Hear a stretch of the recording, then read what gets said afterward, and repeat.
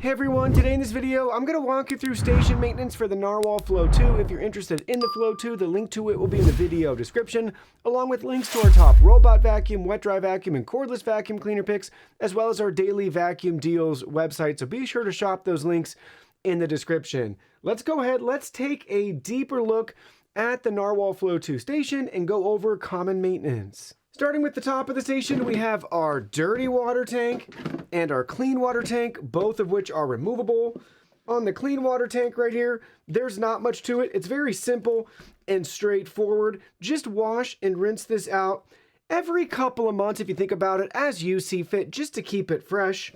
And we should have some silver ion modules in here, and they may pop out. Just kind of got to wiggle them.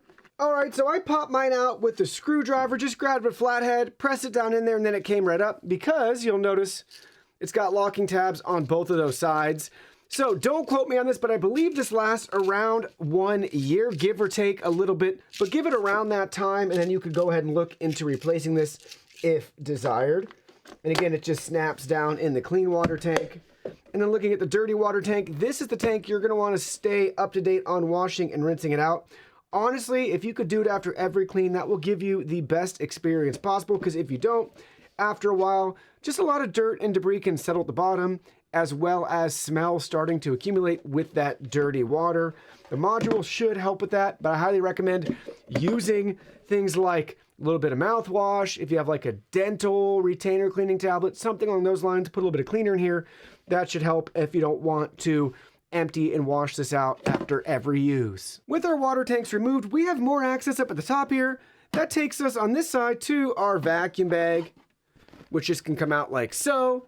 Make sure that this is pulled up to seal everything in place. Discard your old bag, take your new bag, write the date on it. That's just what would be helpful to have in the future as a reminder. And then take your new bag, and then you can just stick it right down in here. And it just slides right in place like so. Very easy to change that out as needed. And then on this side, we have our cleaning solution. And once it's empty, you can just pop this open and refill the solution there, which is great to see.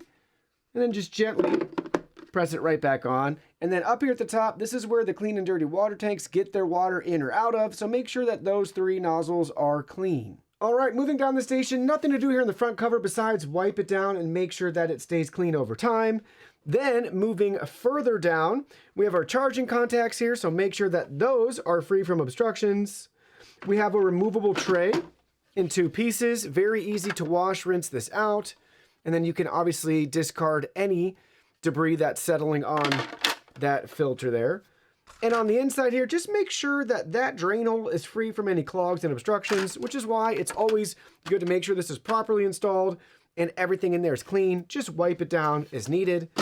This will just pop right back in there. Don't forget, part of this ramp is removable, so you can pop and rinse that off. Then you can just wipe down everything else. And looking at the underside here, we have maintenance in this channel. If you notice any clogs, sometimes they're transparent, which I would like to see here so you can visually identify if you have a clog in the self-empty channel. But this is where the contents self-empty into the station.